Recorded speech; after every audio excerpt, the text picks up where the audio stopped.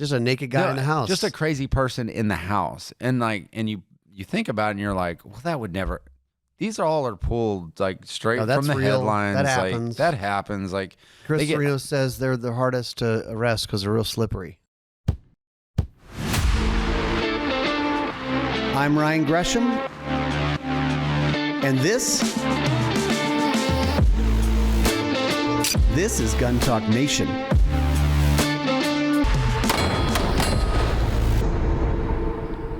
Gun Talk Nation is brought to you by Winchester Supreme Optics, First Person Defender, Ruger, TSAS, Range Ready, Colt, and Loophole.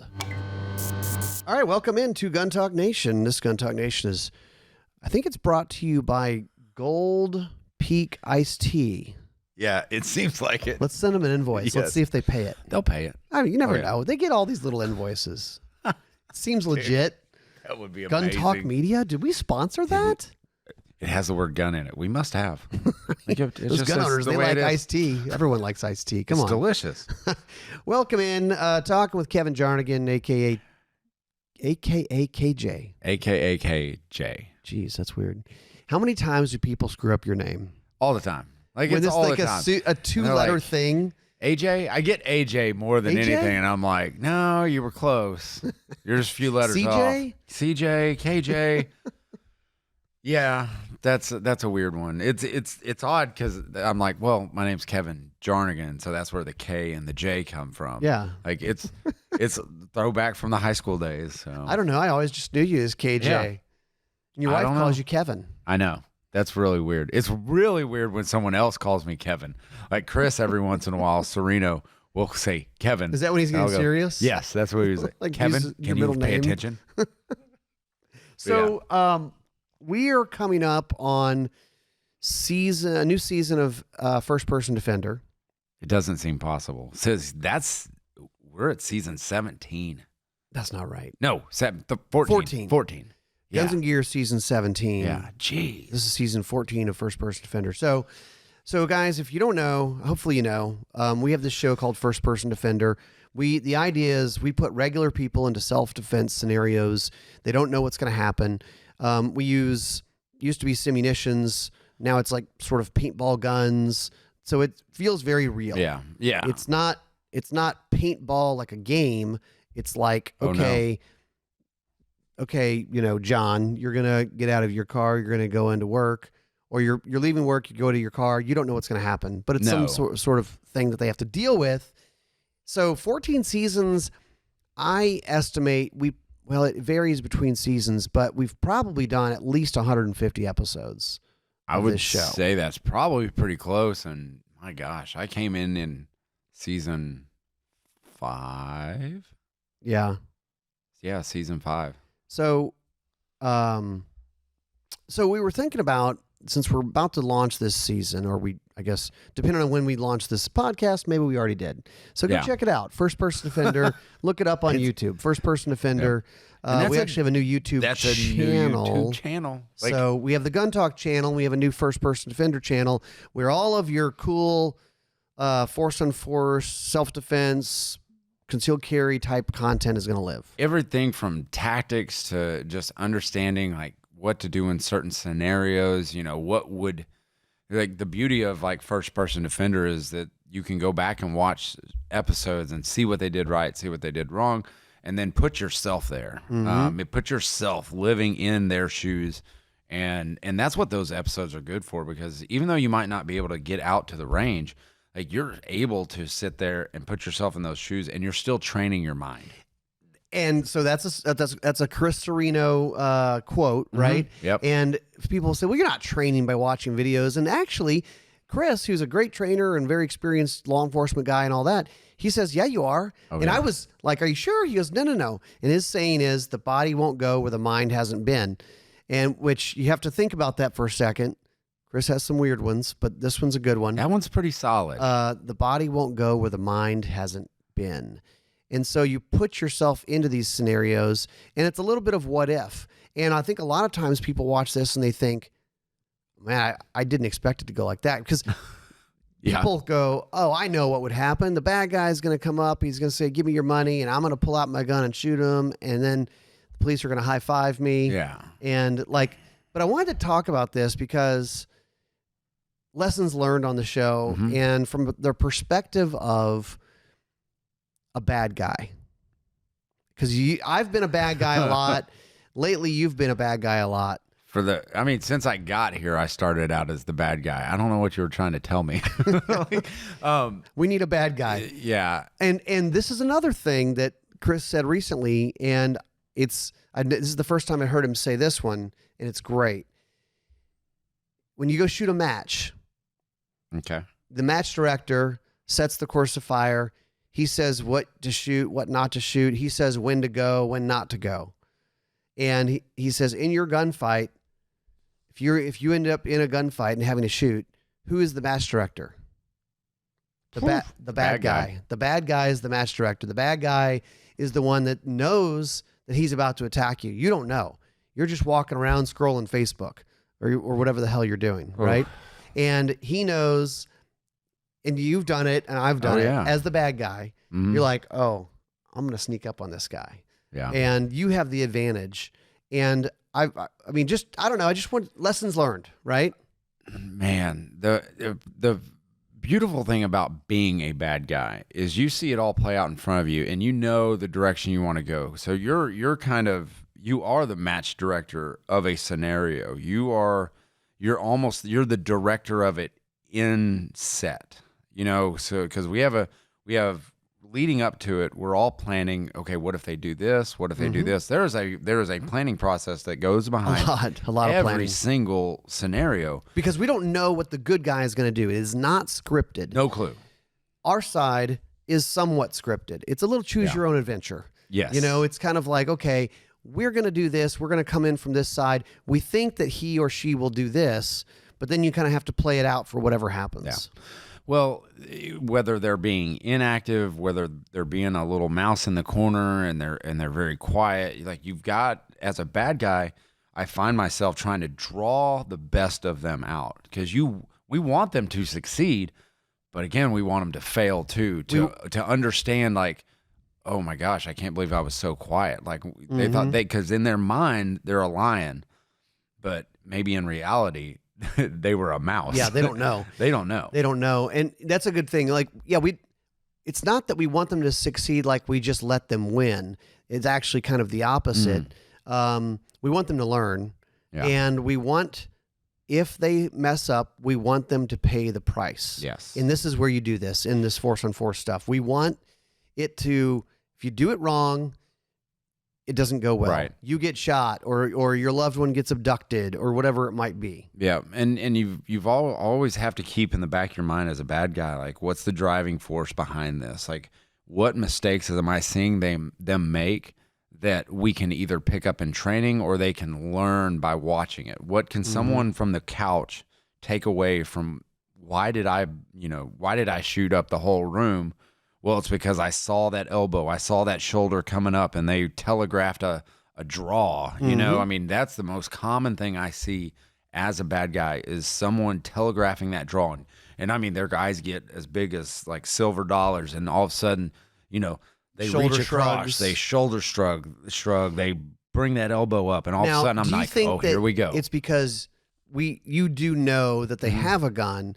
Somebody listening might go, well, that's not fair because in real life, probably the bad guy assumes that no one is armed.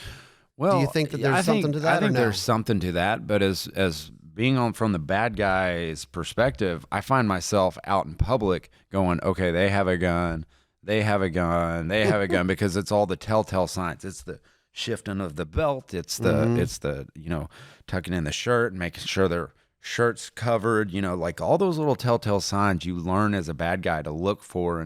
And I'm not saying I'd be a great bad guy on the street. I'd probably be the worst one you could have, or maybe the best one you could have. But you start looking and seeing that stuff more often, and it does make you more aware outside of the scenarios that we're running because you see what people do and what people are getting away with. I'll tell what else you can read when you're a bad guy is you can tell if the good guy is serious or apprehensive about like, hey, stop right there, or, I've got a gun, or whatever the thing is. You can look at their face, their expression, their eyes, and there's been times when you're like, I'm just going to keep pushing this because they don't look like they're going to do anything. Yeah. And then you've got the ones where you go, that dude's about to shoot me. Oh, yeah. He is serious. Yeah, that happened a lot this season. This season, there was a lot of individuals where I met them, and I try not to interact with them a whole lot before the scenario. Like, I can give them niceties and stuff like that, and pleasantries, but when I get into a scene, like, I have to turn on a bad gene. Yeah, you want to. Well, it's to the benefit of the show. It's to the benefit of our good guy, for it to feel real. And obviously, you don't typically know the bad guy. Right. I mean, unless it's some sort of domestic dispute thing. And we try to do that too, right? If it's like a domestic dispute, we'll kind of try to set that up, set the stage for it. But a lot of times they don't. So it's like, let me limit my interaction with them. Yeah. Because you're actually a nice person. I like to think that I am. They may go like, oh, because there's been times it's happened to me. I think it's happened to you. Yeah. I mean, I had one where I was a bad guy and we didn't tell her, but I knew her from like regular life. Yeah. And I bust into her bedroom, and she goes, Ryan? And I was going, no, geez, I'm just a random bad guy. I'm not Ryan this time. Maybe she thinks you're really bad. I have to have a big out there. I need to have a big sign on me that says rapist. Like bad guy. Bad guy. Or a therapist. Yeah. It's the rapist. Is he a therapist? No, it said the rapist. Yeah. Damn it. I should have known. I should have taken the out. But like, you look at it and like, when you're trying to interact with these people in scenario, you are noticing their facial cues. You see. I've seen fear. I've seen rage come out in some of these folks, and that's when it gets really scary. That when I went to the ground last season with a guy, and I knew like he meant business. Like when and you can tell when someone grabs a hold of you or points a gun at you with intent. Okay, yeah, they're ready for their gunfight. Whatever if their gunfight ever shows up, like I sense that they are ready. Yeah. But there are those that, man, you look into their eyes or you look how they're holding the gun, and they don't know what's about to happen. They don't know they don't know. They never see the sights. And that's terrifying for me because I see them on the outside going, when they leave this parking lot, I'm going, oh my gosh, I hope they're okay. Like I just pray. Sometimes they go through it and there's a light bulb moment that they go, oh boy, I'm not prepared, or I need to turn on the mean gene. Yeah. Let's talk more of it right after this. The TSOS Carry in 9mm is now available in a double stack version. Built around TSOS's forged slide frame and barrel that are machined to exacting tolerances, the new double stack models combine all the features of modern high-capacity 1911 pistols with the reputation for quality and value that the TSOS guns are known for. They also have a polymer grip module with 25 line prints checkering on the front and rear and molded texture. So very cool guns at a great price. You can learn more over at tsosusa.com. Big news from First Person Defender. There's a new season launching, season 14. And with it, we're launching a brand new YouTube channel dedicated entirely to FPD. We're kicking it off with the new season, our most intense and eye-opening season yet. Carjackings, home invasions, armed robberies. First Person Defender throws everyday people into real-world self-defense scenarios, and it's all captured on camera. Subscribe now at the First Person Defender YouTube channel. You can also find it on Facebook, on Roku, everywhere else that you're going to see our videos. Real people, real training, real reactions. This is First Person Defender like you've never seen it before. Elevate your precision with the Leupold Mark IV HD rifle scope, featuring a professional-grade optical system for pinpoint clarity and zero-lock dials for precise, reliable adjustments. This lightweight yet rugged, reliable rifle scope is the ultimate companion for any shooter, and they have it in a variety of configurations: a 1:4, like variable low-power optic, all the way up to an 8 to 32 power if you want to reach out and hit stuff at really long distances. The Leupold Mark IV HD, we've been using it. We've been liking it. It's got a lot of nice features to it. It's high quality. It's something that you can depend on. You can learn more over at leupold.com. Engineered for precision, performance, and versatility, the Colt Optics Ready 1911 competition pistols are the perfect choice for competitive shooters looking to gain an edge. We're talking about 1911s in either 9mm or 45, and they're cut for optics. I mean, that's like cheating. You get a red dot on top of a Colt 1911. They're versatile. They're great with an optics plate system. Seamless experience for those who want to take their shooting game to the next level. You can learn more over at Colt.com. So jumping back into this, one of the things I've heard before is we've had a few that go, well, I don't want to have to shoot anybody. And you go, well, I understand. And probably that's good. Yeah. You shouldn't want to shoot anybody, or else you might be a psychopath. Yeah. You probably are. I would say 90% chance you are. But there's that balance of like, I don't want to have to shoot somebody, but you have to be willing. Oh yeah, yeah. Right? And that's one of the scariest things is when they say they don't want to, and then you force their hand. You can see it affect their when they're on camera. You can see that effect when they know they don't want to shoot someone, and then you make them. Like, as a bad guy, what's beautiful about all these scenarios, you have the opportunity to dictate whether or not they act, right? Well, you also have to decide am I the type, and we kind of decide this sometimes ahead of time, where if they present a gun, I'm going to run away. Yes. Or are you the type that, like, I'm going to fight? Yeah. I mean, you've got to make that decision. And there was one season, it was so funny. Like, I'm sitting there and I work up this scene, and I think I was in our little pro shop area. It's probably a bank or something. And I'm working it up, and I'm working the room real good, and I'm getting mad, and then the gun comes out, and I'm like, we had decided firmly, you are going to get out of the shop if they draw a gun. Sure enough, they draw a gun, and I go, fine, if you're going to be like that, I'm out of here. And then I walk out, and I get about halfway outside the door, and I go, I'm going to get in a gunfight. Yep. and I pull the gun, and I go in, and I go guns a-blazing, because I'm like, they need to know that guard should not be let down just because I exit that door. Yeah, it's not over. No, it is not over. It's not over until I'm laying on the ground and I'm done. I've said that exact same thing. I'm getting in a gunfight. I'm going to get a gunfight. I think I even said it to the crew right before we started. We're going to get in a gunfight. Watch this. Yeah. Like, and I think it was that scenario. I was burglarizing a home, and the guy comes home, and so the guy comes home. And I'm rummaging around and got my back to him. Yeah. And he's like, hey, what are you doing in my house? Pulls out the gun. And I've got a gun in my hand along my side. And it's that moment where the gun's pointed at you as the bad guy. And really, and this is you shouldn't do it. Hey, dear bad guys out there. If a gun's already pointed at you, you don't have the drop on them. You need to give up. And you're not going to win. But I was like, we're going to get in a gunfight. Yeah. This is going to be awesome. Yeah. So you just try to, let me see how fast I can do this, and just whip up the gun and just start going, pow, pow, pow, pow, pow, pow, pow, and shoot them up. Well, that happened. Our buddy Gibb, who comes down here and helps with, range ready classes and stuff like that. Before this place was built, we were like, hey, we're going to set up a parking garage. We had our cars pulled into this building before it is nice. I kind of almost forgot about that. Right. Yeah.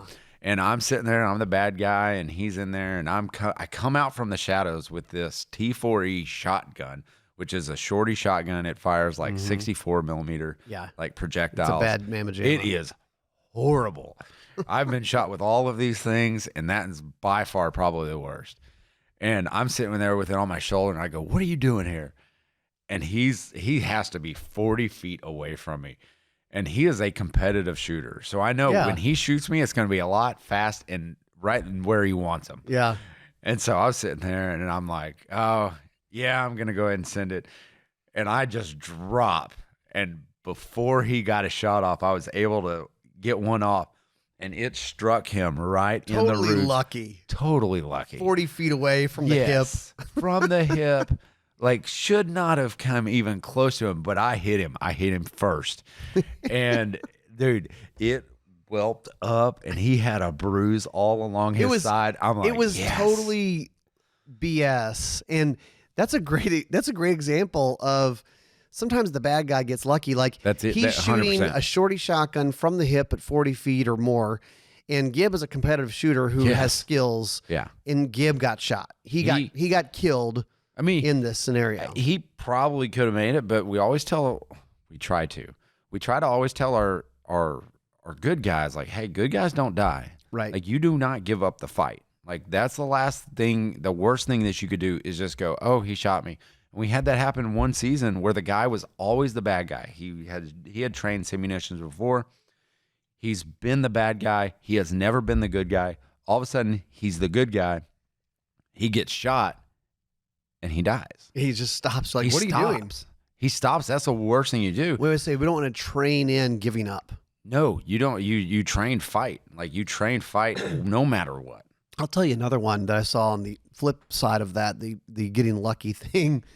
I don't know if you remember, we were at in Baton Rouge in a parking lot at FRC, and it was like a husband-wife. Mm-hmm. And the wife, who didn't have any gun skills. I mean, you could just tell when she's shooting it. What you're saying. It looked kind of crazy. You're like, oh my, she's never held a gun. Yeah. And she just goes, stop. And she shoots one time and headshots the bad guy. Yeah. And he goes down and you're like, well, I guess that worked. It was me. I remember that shot. I remember like looking at her going, she's not going to do it. That was the one. It was a ways away. It was a far shot. It was a lucky, it was 20, 30 feet with a Sims, and Sims they're not as accurate as a regular gun. They're not bad. My gosh. Like, and that's another thing. As a bad guy, primarily me, I don't wear any padding. Like, which is really a statement about your mental state, KJ. I know. I'm always like, you could just like wear a jacket or something. We don't want the good guys to pad up too much, right? Because we don't want them to not notice they got hit. Yeah, there's got to be a pain penalty, but I don't. The reason I don't pad up is because I want my reaction to be about as real as possible. Because if you get any little bit of padding on there and that adrenaline gets going, you may not feel that glancing shot that you're like, man, that it feels like I don't want them to go on camera and go, well, I thought I shot him in the A zone and he didn't go down, or I had a shot in the, in a good part of the area where normally it would drop a normal person. Yeah. And I don't want them to feel cheated like I'm trying to beat them. Right. Like you're a zombie. You just keep coming. Like, oh, I shot him 4 times and I know we usually don't do that. I think we might have done one time when our bad guy was wearing body armor. Yes. Just as as a different an look. idea. And that's one of the hardest things too, is just coming up with the scenarios in themselves. And most civilians don't think about that. I mean, the whole like, if you shoot him 3 or 4 or 5 times in the chest and he's not really reacting, law enforcement, try somewhere else. Military, they train, try something else, go up to the head, go to the hips, whatever. But most civilians don't think about that. No. And we try to throw in different looks. I mean, I've been a naked man before. The naked suit. I was telling somebody about that the other day. They're like, wait, what? The naked suit was an interesting one. I was a burglar in someone's house. Just a naked guy in the house. Just a crazy person in the house. And you think about it and you're like, well, that would never. These all are pulled like straight from the headlines. That happens. Like, that happens. Like, Chris Serino says they're the hardest to arrest because they're real slippery. I bet. I wouldn't want to grab a naked man. Like, dude, come on. I mean, seriously. I mean, You've probably heard about the Ruger RXM pistol. It's the result of a collaboration between Ruger and Magpul. American-made handgun, stands out with a variety of upgraded features, including direct mount optic cut slide. So you can put an RMR, Delta Point Pro, RMSC cuts with co-witness height sights. It also has their fire control insert. It's a removable stainless steel insert. That's the serialized part of the gun, which enables you to customize using Magpul enhanced grip handgun grips. And so they have different colors, different sizes. You can really customize it. It's Gen 3 compatible, so it works with magazines that you may already own. And we've tested it. We shot it a lot, and we like it. You can learn more about the Ruger RXM over at Ruger.com. If you're listening to this show, you probably like guns, but how many classes have you take to make you a better shooter? And that's what we do at Range Ready Studios. Range Ready is a premium firearms training academy in Robert, Louisiana, and it's here at the Gun Talk headquarters. We've got a range out back, actually several ranges. We've got classroom, we've got a shoot house, and we've got some of the best instructors around. And I promise, when people come here, the reviews are 5-star. They love it, and they improve on their shooting. You can learn more at rangereadystudios.com, and I'll tell you a trick. Sign up for the email list, because you guys that sign up for the email list are the first to hear about our new classes, and they sell out quick. Winchester Supreme Optics, quality and innovation in optics. Winchester has a rich heritage dating back over a century, an American brand that has become synonymous with excellence, reliability, and innovation. They've expanded with their optics line, binoculars, rangefinders, rifle scopes, spotting scopes, and even thermal rifle scopes. You can learn more at winchesteroptics.com. That's winchesteroptics.com. Hey, Gun Talk listeners, we have something special that you need to know about. When you go to Brownells and you enter Gun Talk 10 at checkout, you'll get 10% off any order of $150 or more. Brownells, you know what they've got. They've got optics, they've got ammo, they've got guns, they've got all kinds of stuff. Enter Gun Talk 10 for 10% off any order of $150 or more. And Brownells is hooking you guys up. Go check them out. So I'm in this naked suit and jumping around on the bed and everything else, and it was actually a guy from jiu-jitsu who does jiu-jitsu with me, and he sits there, and man, he comes around, and I think I saw him laugh before when he walked around and saw it was me in a naked suit, because he hadn't seen it before. Right. Like he walked, first time you see it, you're like, first what time you pie around a corner and see like a naked dude and jumping on a bed crazy and jumping off the bed and then jumping back on the bed. How do you deal with that? I don't think he shot you, right? Oh, he shot me. Did he? In the naked suit. Oh, right, yeah. Right in the nakedness. Right in the nakedness. Because that scenario, we had him, we gave him a gun and then set a gun on the dresser.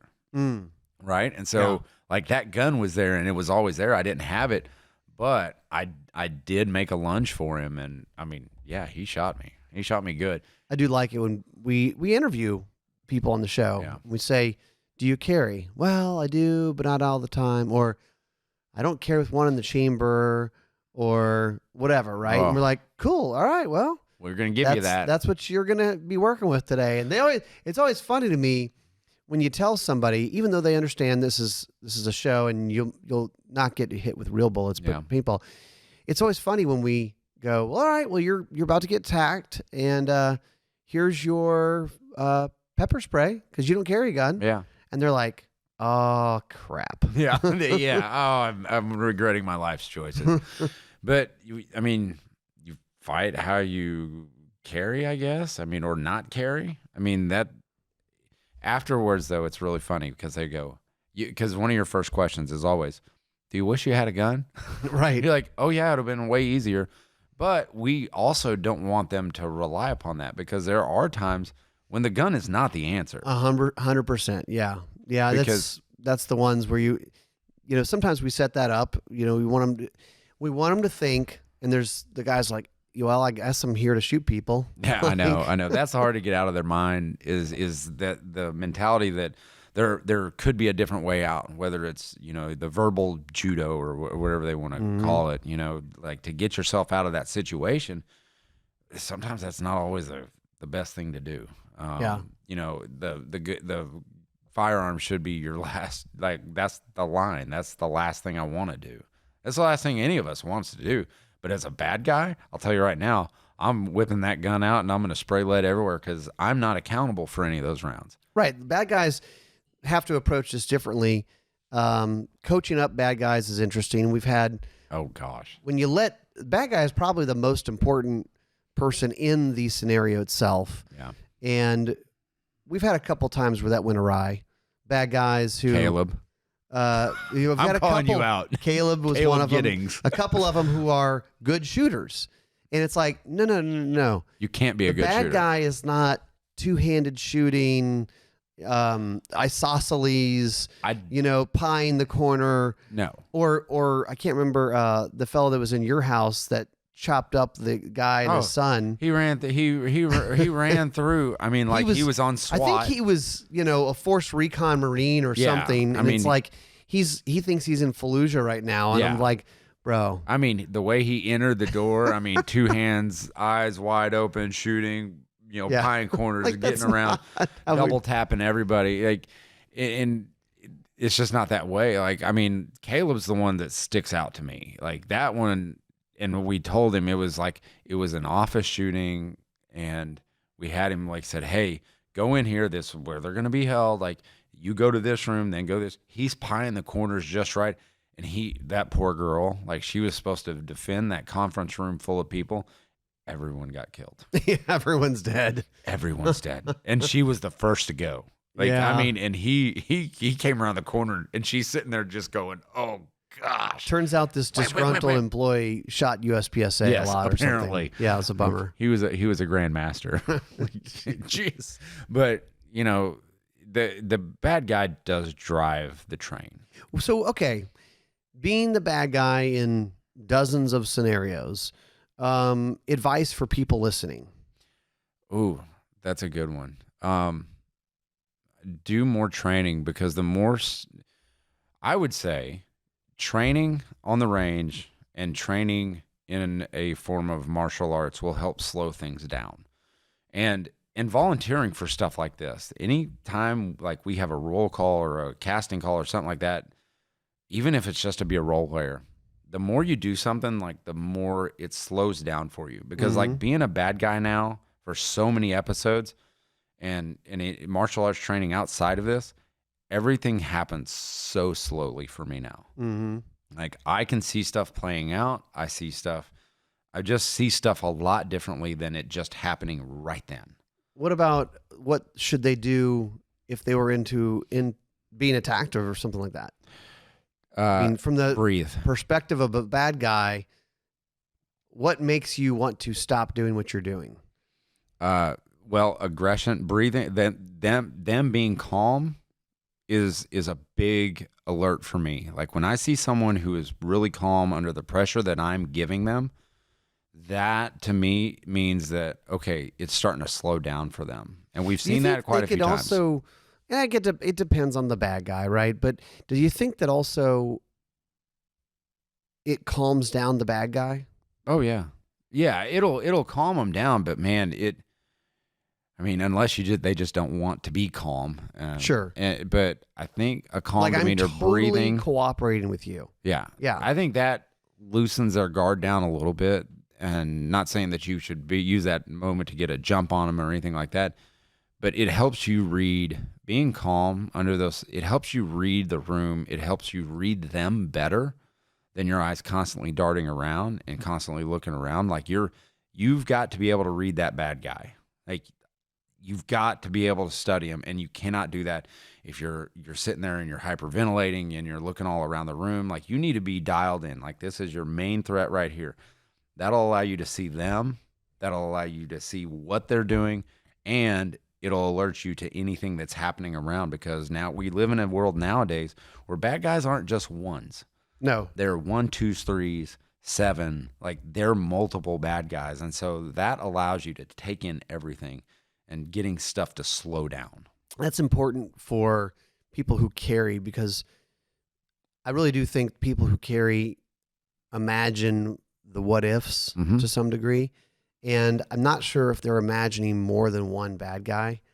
Are you imagining 2 or 3 or 4? And there's a risk. It's really, really, really hard to address more than one bad guy. Yeah. And, it can become a real problem. Yeah. The other thing is look for those opportunities, because like in these scenarios, a lot of times we'll give them an opportunity. We're actually trying to, we're purposely, the bad guy is purposely distracted. Yes. He's turning his back to the good guy. He's either that's an opportunity to run, get the heck out of there, or we're trying to give you an opportunity to draw your gun and do the right thing. Yeah. Do something. And I think that could happen in real life where if you freak out, it's hard to notice that. But if you're like, I'm waiting, there it is. Yep. Like I'm going. Well, and that's another thing. When it's time to go, it's time to go. Like I tell students that all the time. Like, look, when it's your turn, you don't let someone cut in front of you. You take your opportunity and you take it fast, because there is no time for slow playing it. You've got to take your moments when you can. Yeah. Yeah. Well, the bad guy gets to choose when this stuff happens. So we have seen some stuff. I'll wrap it up with this one. I remember this one time, I was a bad guy doing a home invasion. I hope this doesn't get taken out of context. I was on the show. I was a bad guy doing a home invasion. In real life. And the good guy had a laser on his gun. And I remember the laser pointing in the hallway and touching my chest. And I could kind of see the beam. And I could see it hitting my chest and thought, well, that's not good. Nice. I'm dead. And I think I got shot there. And I remember another time, maybe a similar scenario, where usually we'll say, if it's not a good hit, the bad guys are going to keep going. Like, it's kind of a flesh wound, if you will, right? It's a grazing wound. But I remember had my helmet on and I'm having a gunfight down this hallway. And all of a sudden, boom, right on my mask, right inside the eye. I'm like, I guess I'm dead now. Yeah. I guess I should fall down. Oh, got me. You got me. That's anyway, funny. You guys go check it out. New season, First Person Defender. It's on Gun Talk. Pages all over the place. Facebook, Roku, on the new First Person Defender YouTube channel. So go check it out. Like, comment, and subscribe to that new channel, because that's where you're going to get all the updates. That's it. All right, thanks, guys. We'll see you next time on Gun Talk Nation.